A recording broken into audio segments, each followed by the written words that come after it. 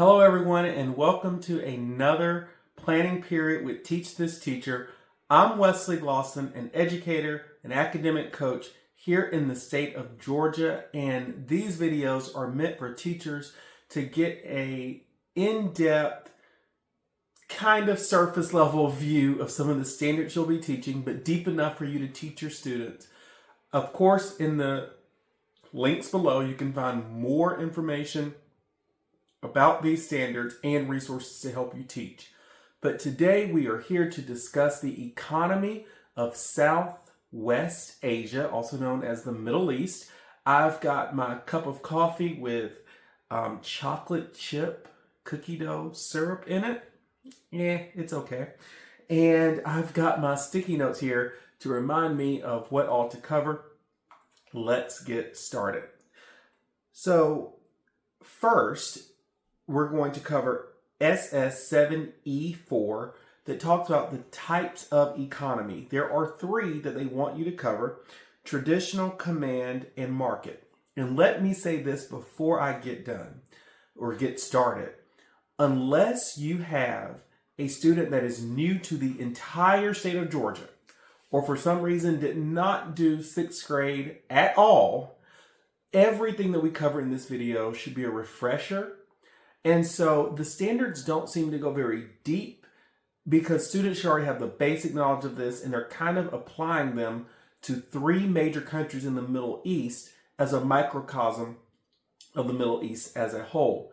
Those three countries that we're going to be looking in depth in is Israel, Saudi Arabia, and Turkey, because they're a little different, and together they make up a good microcosm of most of the economies in the Middle East. In my opinion, they could have thrown in a less developed country with like Afghanistan, but these are the countries that they chose, maybe because they're also the most known and popular and populated countries in which the United States has a lot of economic trade dealing with. Not sure why. So students know that traditional economies, the what, whom, and how of a traditional economy, they should know this, it should be reviewed, that the what and the how is dictated by their ancestors. Traditional economies, again, you would find in a lot of these Middle Eastern countries, especially like Afghanistan and the Kurdish areas, have traditional economies to where they only produce what they need. That also covers the whom. Whom is it for? They're not trading with other nations. They are usually producing as much as they need and consuming that. And they're doing it. The how is the way that their ancestors did it for the most part. Of course, there's some technological advancements, but for the most part. So imagine the person growing and harvesting their own garden, their own cattle, so on and so forth. A command economy, the what and the how and the whom are basically decided by the government. So the government has a plan for what that country needs to produce. They say, you know what, we can really make a lot of money producing this, and this is our economic plan for this year or this 5 years, and we're going to sway the industries in the countries, mandate that they produce X, Y, or Z. They determine how it's going to be produced, and they determine who's going to be able to get those goods. So what students should understand with the command economy is that if the government mismanages or a disaster happens, then citizens of that country usually go without that good, and there's big shortages sometimes because the government might assume that you're only going to need X pounds of beef or rice or toilet paper or whatever. And if that's wrong or something happens to the production of it, then everyone is without, or most people are without. And then the market economy, they need to understand that supply and demand, people determine what is produced. If there's a huge demand for electric cars, that is what the economy and a market economy is going to do. Whereas in a command economy, the government would mandate that they keep producing gas cars no matter what the people want, or vice versa.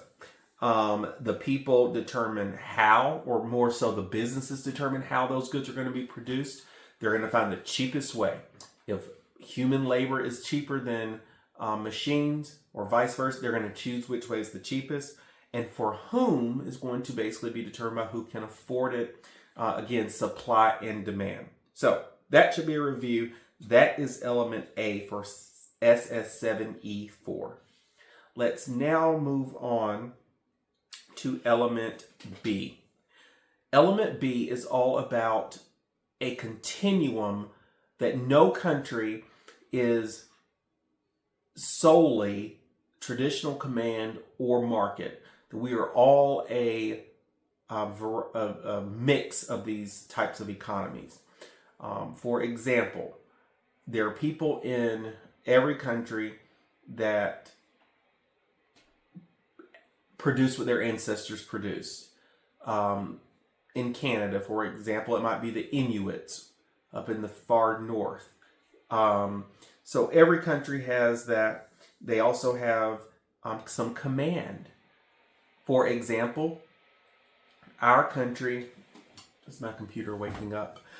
In our country, you cannot sell certain goods. It is illegal to sell heroin or some kind of other illicit drug. So that is the government telling you what you can or cannot produce. And every economy has a little bit of market, some more than others. So what you're going to do is basically connect this with students to a number line, and that every country falls somewhere from 0 to 100, 0 being zero economic freedom, command economy, 100 being fully market. Let them understand that no one is 0 or 100. 100. And you can go through the teacher's notes and find the link to the Heritage, I think it's called the Heritage Foundation, is what Georgia's teacher notes uses in every standard in both grades 6 and 7. And this foundation has basically rated each country based on their laws and regulations on where they stand on this economy. So as far as Israel, Saudi Arabia, and Turkey goes, this is element C of the standard. They have rated Israel among these three standards as the most free at a 69.7, basically a 70% free economy. Turkey comes in next at 65.2, and Saudi Arabia in third at 64.4. So you see they're kind of all clustered there together, but there's a pretty big difference between a 64 and a 69 on this continuum. Saudi Arabia has the lowest economic freedom on this continuum because oil is a highly government regulated commodity. And you can tie this with the government of Saudi Arabia, because students should know that they have an autocratic monarchy with the crown prince there. And so oil, you can't just have people, I guess, go out and just produce it in their backyard. So because that is the majority of their economy, it's a pretty government regulated. They are trying to diversify their economy and bring in more private sectors. And they also have a little bit of issues with their unemployment because it's a very prosperous country. But again, if you don't have a diverse economy, not everyone can work in the oil industry. So that's a little note on Saudi Arabia's economy.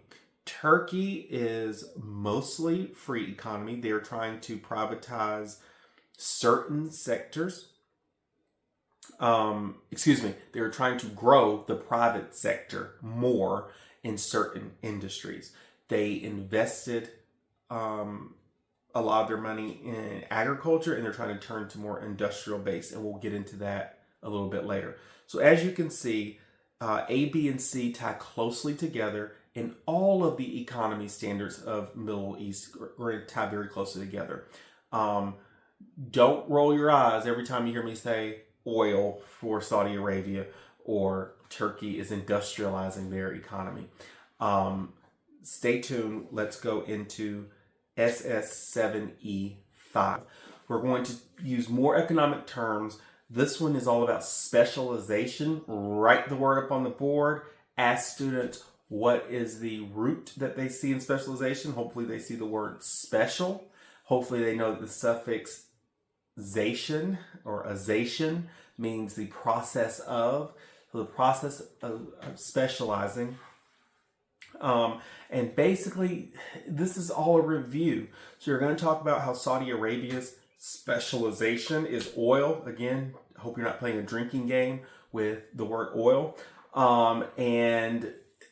But you can tell them that Saudi Arabia does not, because of their climate, so we're talking about location, the importance of location here, does not have a lot of agriculture. It's kind of hard to grow wheat if your climate looks like Saudi Arabia, right? And so what Saudi Arabia will do is sell their very important commodity oil and have enough money to import and to buy food from countries that specialize in food production. So just help them understand that specialization is determined by where you're located. So throw out questions and ask them. If you are a landlocked country, is it likely that you will specialize in seafood or in even trade? Because trade, you need to have routes out and access to the oceans. Of course, there's other ways you can trade, but just help them to understand that your location determines your specialization. If you are, I always use this example, if you live in the mountains, are you going to specialize in beach tourism? So help them understand that. Moving on to element B, to keep this brief, we're going to talk about 3 other important vocabulary words: tariffs, quota, and embargo. Please realize that I have a word wall in the link. It's below, in the links below, that you can put these words up so students can see them visually all year and they'll be ingrained in their brains. So tariffs, quotas, and embargoes, again, a review. Tariffs are what? Taxes on imported goods. So this cup here, if we made it in our country, it would cost $10, but because you specialize in ceramic in country B, you can sell these cups for $2. Well, to protect my industries, I'm going to put an $8 tax on your cup to make it even with the price of my cups in my home domestic country. And so now you don't have an incentive to buy the foreign cup. You might as well buy the cup made here because they're the same price. Or I might put a tariff to make your cup $1 higher than mine. Put a $9 tariff on yours, and now your cup is more expensive. That's a tariff. These are barriers to trade. These are things that stop and slow down trade between countries. So important vocabulary words for students to know are domestic and foreign. As you explain this to them, they'll be coming across those words, so they need to know that domestic means made here at home and foreign means made somewhere else. Quotas are another barrier to trade. It's when I put a limit, say fine. You can sell your cheap $2 cups here, ceramic cups, because that's what you specialize in, and we're going to keep selling ours, but I'm only going to let you sell 100 of yours here per year. So once those 100 cups are bought, everyone's going to have to start buying the domestic cups. So that's a quota. And then the last barrier to trade we have here is embargo. And an embargo is complete stop of trade. And it is usually used as a way to punish a country for their policies that you in your country do not approve of. So that is element B. Let's cover element C and D of SS7E5. So talking about Middle Eastern economy. Students understand why there's a need for currency exchange. I would not spend a lot of time on teaching this. It is fairly straightforward. This is their second year learning this. Countries have different currency, therefore there's an exchange rate. $5 might not be the same as 5 yen or 5 pesos. Students probably understand that word. So just break down what a currency is. That word might be not as familiar to them as exchange, but they usually know what exchange means. But even that, put that word on the board. And underline change. You're exchanging. That money is changing hand. And then currency, of course, you can go over what that is. That tier 3 vocabulary word. Element D is Organization of Petroleum Exporting Countries. OPEC. Basically, students are just going to understand that OPEC is an organization that was made in the Middle East to help regulate oil prices. Those oil producing countries believe that if they band it together, that they would be able to better regulate the price of oil so it never went too low. Let's say a country starts selling their oil at $10 a barrel. Well, that would bring the price down everywhere. So students might be familiar with the European Union, how they join together to help their economy.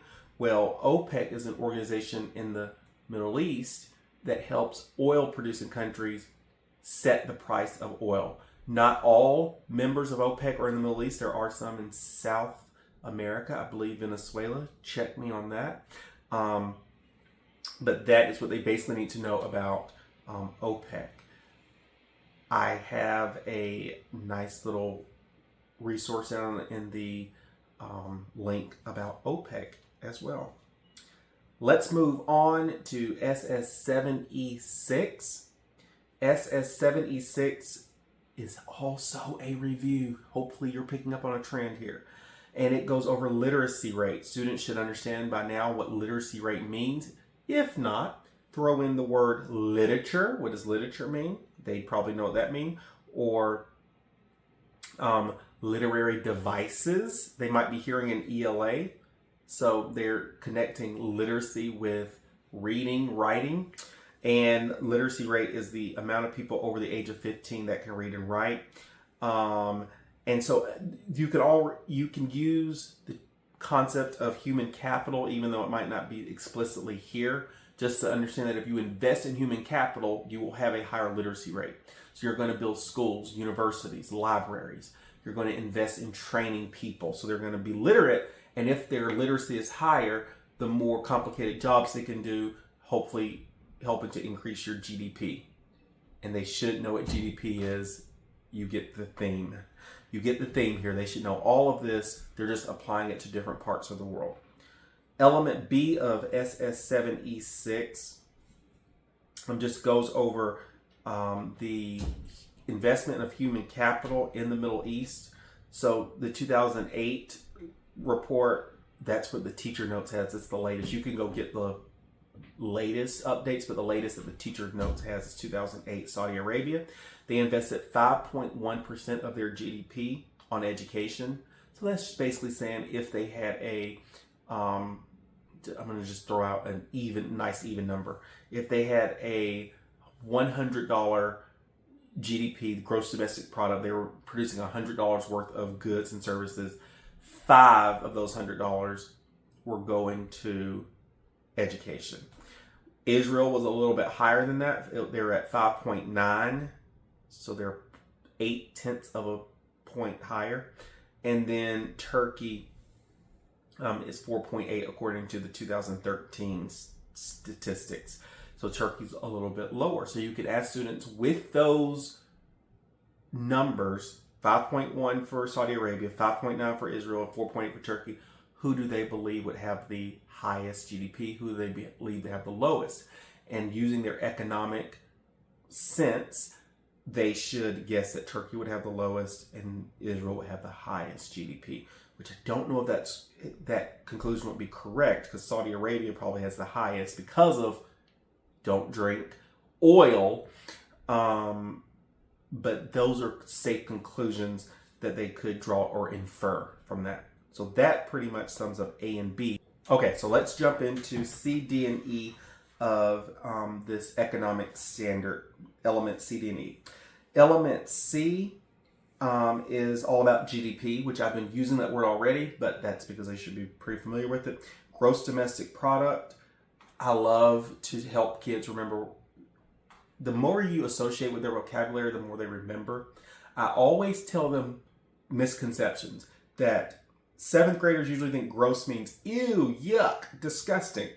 And I'll even get them to go, ew, yuck, But the other definition, the economic definition of gross means total. So I tell them about gross income versus net income. So gross just means total. And I always tell them domestic means home or local. And then product means produce. So Israel's gross domestic product is basically reliant on agriculture and tech. So basically the standard just goes over where does their gross domestic product mostly come from.